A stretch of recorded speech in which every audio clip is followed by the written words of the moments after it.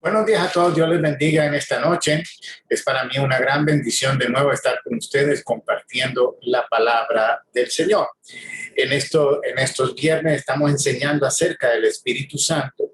Esta es nuestra novena enseñanza y vamos a ver en este día la diversidad del trabajo de Dios en la vida de nosotros. El Señor trabaja de maneras diversas.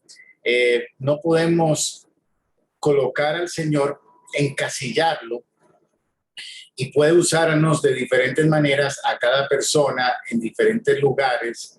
Eh, entonces no hay una regla fija, tenemos que ser guiados por el Espíritu Santo. Estamos hablando del Espíritu Santo y vemos uno de los milagros de Jesús, que fue hacer lodo con su saliva y colocársela a un ciego en los ojos. Yo personalmente tuve una revelación de Dios en un sueño sobre este sueño. Precisamente pude ver cómo Jesús hacía esto. No vi el rostro, pero en el sueño yo podía entender que Jesús estaba haciendo el lodo con su saliva para untársela al ciego, y yo escuché la voz que me dijo: estoy cambiando el ADN. En el tiempo de Cristo, pues Dios es el creador y sabe qué es el ADN. Pero en el tiempo en que se escribió la Biblia no se sabía nada de ADN. Hoy sabemos que el ADN está en la saliva de cada uno de nosotros y es el informe, vamos a decir, es lo que dice cómo estamos hechos. Y este ciego era un ciego de nacimiento, o sea que era un problema genético. Y el Señor estaba transformando con su saliva el ADN de este ciego. Entonces hizo este milagro con la saliva, con la tierra. Pero Pedro nunca escupió a nadie. Pedro, imagínate que se sucedieron milagros con Pedro que con Jesús no sé si se sucedieron de esta manera, pero no está registrado en la Biblia. Sin embargo, está registrado que la sombra de Pedro sanaba a los enfermos, colocaba a los enfermos, y cuando Pedro caminaba, la sombra de Pedro al tocarlos traería sanidad. Quiere decir que no era tampoco Pedro ni la sombra, era el Espíritu Santo que usaba la sombra de Pedro para sanar a los enfermos. Tenemos que entender que ningún ser humano tiene el poder o la capacidad para sanar a nadie. Es Dios a través o usándonos a cualquiera de nosotros. Y para recordarle que Jesús tampoco hizo milagros como hombre. Todo lo que hizo lo hizo dependiendo del poder del Espíritu Santo, porque su ministerio comenzó cuando vino el Espíritu Santo a la vida de él. Los milagros comenzaron cuando ya él estaba bautizado por el Espíritu Santo. Tenemos que rendirnos para que podamos depender de Dios y entender cómo es que Dios quiere hacer. El apóstol Pablo, dice la Biblia, que tomaban delantales, pedacitos de delantal de su ropa, y eran colocados en los enfermos, y estos enfermos eran sanados. Dios usaba la unción que estaba en Pablo, transmitiéndola a través de esos vestidos o ropas. Hay un hombre que es llamado Smith Wigglesworth. Este hombre se le conoce como el padre de la fe. No está en la Biblia porque sucedió tiempo después, y dice en la historia que sanaba a los enfermos con un golpe. ¿Cómo reaccionarías que tú vinieras a la iglesia y el pastor te dé un golpe en el estómago, en el pecho, y caigas al piso? Pero ¿sabes lo que pasaba? Que la persona se levantaba totalmente sanada. Los líderes de este hombre trataron de hacer lo mismo, pero se metieron en grandes problemas porque no pasaba nada. O sea que Smith Wigglesworth no tuvo problemas porque la gente era golpeada, pero se levantaban totalmente sanos. Tenemos otra mujer llamada María Wilbur, y esta mujer entraba en éxtasis. La tildaban de loca, pero Dios la usaba en milagros, sanidades, conversiones, en un tiempo que la mujer no se creía en el ministerio de la mujer. Esto quiere decir, mis amados, que Dios puede hacerlo con cualquiera, hombre, mujer, niño, anciano, joven, adulto. Cualquier tipo de persona, Dios lo puede hacer y lo puede hacer de diferentes maneras. Dios puede usarme a mí de una manera y usarte a ti de otra, porque Dios trabaja en la diversidad. Sin embargo, los grupos religiosos en el tiempo de Jesucristo, cuando Cristo estuvo aquí en la tierra, hubo un gran avivamiento porque sucedieron muchos milagros. Miles perseguían a Jesús, querían escuchar la predicación de Jesús.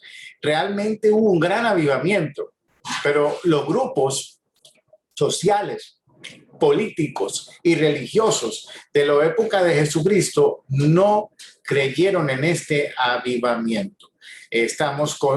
Contemplamos los fariseos, que era el grupo más legalista en cuanto a la religión, y ellos pues estaban la mayoría en contra de Jesús. Están los saduceos, que era otro grupo religioso, pero estos no creían ni en la resurrección de muertos, ni en los espíritus. Están los herodianos, que era un grupo muy tirado hacia la cultura griega, y los celotes, que eran los guerrilleros del tiempo de Jesús, que querían traer la libertad de Israel a través de la fuerza. De hecho, Judas perteneció a este grupo de los celotes, y probablemente una de las cosas por la que fue empujado a traicionar a Jesús fue porque Judas, al ver que Jesús no iba a libertar a Israel por la fuerza y no era un libertador, un conquistador, un soldado, un hombre que lo iba a hacer de esta manera, sino que estaba hablando de morir, de resucitar, de sufrir por todos nosotros. Entonces Judas se desengañó y probablemente esto lo motivó a traicionar a Jesús. Casi ninguno de estos grupos recibieron a Jesús como el Mesías. También tenemos que reconocer que en el lugar donde, en Belén, su ciudad natal donde él nació, y Nazaret, pues muy probablemente muchos de los que lo conocieron de pequeño no creían que era el Mesías.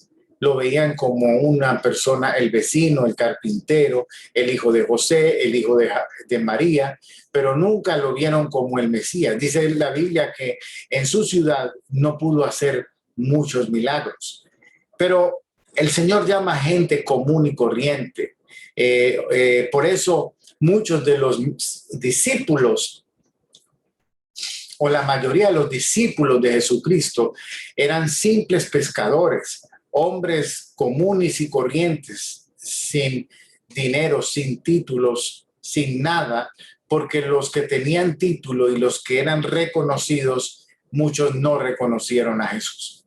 Tenemos un principal de la sinagoga llamado Nicodemo. Este hombre fue a buscar a Jesús en la noche. Precisamente lo hizo en la noche porque no quería que nadie lo viera, porque como principal de la sinagoga podía perder prestigio y posiblemente hasta su puesto al seguir a Jesús. Por eso lo hizo de noche. Perdón. Seguimos con Jairo. Jairo también era otro líder religioso, pero este hombre, debido a que su hija estaba a punto de morir, él se entregó totalmente y fue capaz de buscar a Jesús públicamente, no importándole su trabajo, el reconocimiento, el problema que esto traería socialmente para él, pero recordándole que su hija prácticamente estaba a punto de morir, y cuando iban camino a casa, la hija de Jairo murió, pero Jesús la resucitó. Valió la pena el sacrificio de Jairo. Les costaba a todos ellos recibir a Jesús. Lo nuevo de Dios en ese momento, cuando Jesucristo aparece, es totalmente muy contrario a los dogmas y las tradiciones humanas. Dios trabaja de una manera exclusiva con cada uno de nosotros, destruyendo la razón, destruyendo nuestra lógica muchas veces. Por eso la Biblia habla de que no puede haber vino nuevo en odres viejos. Necesitamos ser un odre nuevo. El odre es una bolsa de cuero donde se deposita el vino y cuando se empieza a fermentar, la bolsa de cuero se estira por los gases y de esta manera se fermenta el vino. Cuando se usa ese vino, la odre ya es una odre vieja porque se estiró con los gases, y cuando le echas vino nuevo, esa odre vieja ya no se estira más. Necesitas una odre nueva o procesar ese odre viejo para que pueda resistir un vino nuevo. Y se hace poniéndole agua y aceite para que el cuero vuelva a tener elasticidad y entonces pueda recibir vino nuevo. Nosotros muchas veces nos convertimos en odres viejos cuando pensamos que ya sabemos todo, cuando entendemos que Dios lo va a hacer a nuestra manera. De esta manera el Señor no puede derramar vino nuevo en nuestras vidas. Cuando abrimos nuestro corazón para que el Señor deposite vino nuevo, entonces nuestro odre puede resistir cosas nuevas. Se rompen los programas, se rompe el temor al que dirán, se rompe la tradición. Si entendemos, uno de los ejemplos que vemos en la Biblia es que Saúl era el rey de Israel, pero cuando Goliat aparecía amenazando al pueblo de Israel, Saúl tenía miedo y no enfrentaba a Goliat. Sin embargo, viene un joven llamado David.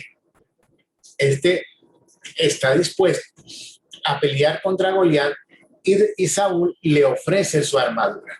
Pero Saúl tiene una armadura, es la única armadura que existe en Israel, y Saúl era un hombre alto. David era un joven apenas en crecimiento, y esta armadura Saúl se la presta a David, pero David se da cuenta que esa armadura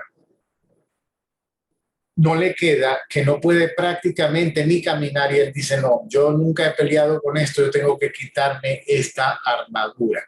Cuando nosotros tratamos de hacer las cosas como las hacen los demás, eso es una armadura. Cuando nosotros nos dejamos guiar por el Espíritu Santo, entonces estamos siendo como David. David, ninguna persona del ejército de Israel iba a pelear con Goliat con 5 piedras y una honda. Además, según los estudios bíblicos y algunos eruditos bíblicos, él había tomado 5 piedras, no porque pensaba fallar, sino porque Goliat tenía 4 hermanos más que eran gigantes, y David tomó una piedra por cada uno. O sea que David estaba seguro que no iba a fallar con esas piedras. Mateo 7:13 dice, invalidando la palabra de Dios con vuestra tradición que habéis transmitido, y muchas cosas habéis semejantes a estas. Ve, se invalida la palabra de Dios con nuestra tradición. Cuando nosotros ponemos primero la tradición de los hombres, le quitamos el poder, la habilidad a la palabra de Dios. El Espíritu en el ministerio de Jesucristo fue de una manera muy poderosa, y encontramos que en Mateo capítulo 15, verso 13 en adelante, nos habla de que precisamente los hombres, en vez de dar su ofrenda o su diezmo al templo, lo que estaban haciendo era que tomaban ese dinero y se lo daban a su padre o a su madre, porque la Biblia dice, honra a tu padre o a tu madre. Entonces, el Señor no estuvo de acuerdo con esto. En el verso 6 dice, ya no ha de honrar a su padre o a su madre. Así habéis invalidado el mandamiento de Dios por vuestra tradición, porque era una tradición.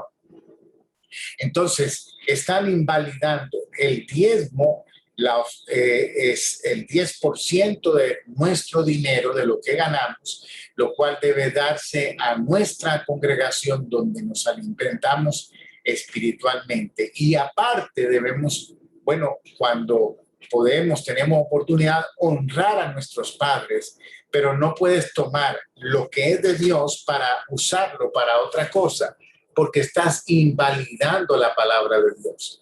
Marcos 7:6 dice, respondiendo, él les dijo, hipócritas, bien profetizó de vosotros Isaías, como está escrito, este pueblo de labios me honra, mas su corazón está lejos de mí. De labios es muy fácil decir, Señor, yo te amo, Señor, yo te adoro, Señor, tú eres lo primero para mí, Señor, yo te necesito, Señor, ayúdame, Señor, bueno, y todo esto es fácil decirlo con palabras, y el pueblo de Israel pues lo decía, pero dice el Señor que su corazón está lejos de él. Y eso nos sucede muchas veces a todos nosotros. Decimos que llamamos, pero nuestras acciones muchas veces revelan que Dios no es el primero, que a veces tenemos todo lo demás por primero. Verso 7. Pues en vano me honran, enseñando como doctrinas mandamientos de hombres. Muchas veces cuando hay cosas que tenemos dentro de nuestra organización que nos ayudan para organizar la iglesia, para trabajar, pero nunca pueden quitar, invalidar la palabra de Dios. La palabra de Dios va por encima de la organización. El verso 8, porque dejando el mandamiento de Dios, os aferráis a la tradición de los hombres, los lavamientos de los jarros y los vasos de beber, y hacéis otras muchas cosas semejantes. Ellos le ponían mucha atención a todo lo que es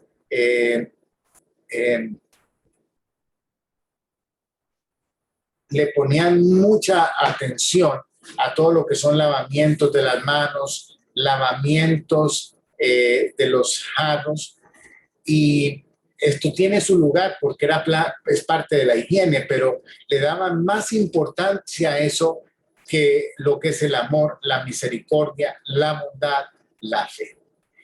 En el mensaje de Gabriel, mensajero para cuando trajo el mensaje para María, este ángel le dijo a María que iba a tener un bebé y que sería el Salvador. Y María pregunta, ¿cómo será esto? Y María responde, el ángel Gabriel le responde, el Espíritu Santo vendrá sobre ti y entonces él pasa a quedar embarazada. O sea que el Espíritu Santo fue el que provocó la manifestación o el embarazo de María. El poder del Espíritu Santo. El Espíritu Santo, cuando viene sobre una persona, le fortalece, le bendice, le ayuda en la obra del ministerio. También encontramos que fue profetizado que a María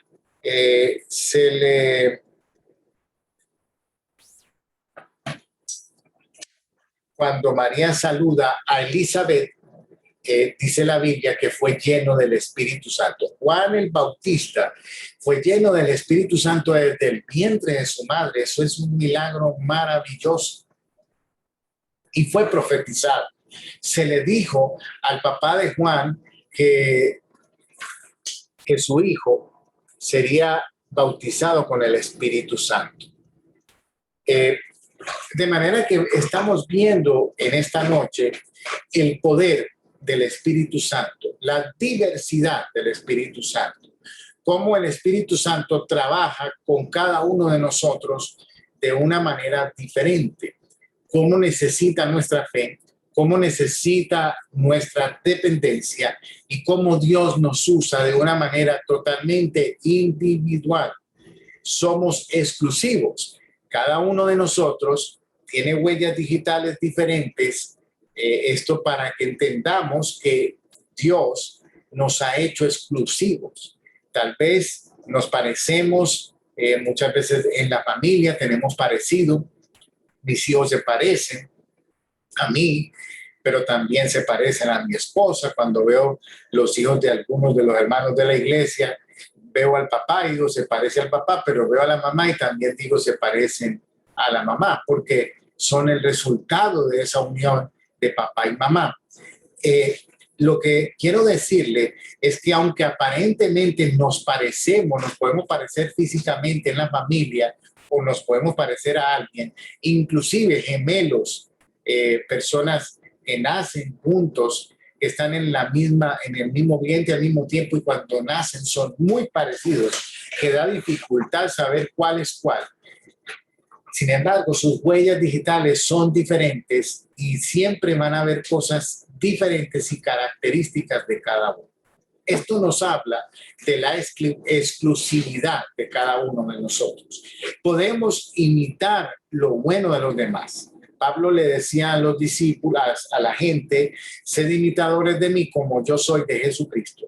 Podemos imitar lo bueno, pero a la manera de actuar, de servir, de hacer la obra de Dios, tenemos que ser nosotros mismos, encontrar nuestra identidad, nuestra manera, nuestra forma, como Dios me usa a mí, como Dios te usa a ti.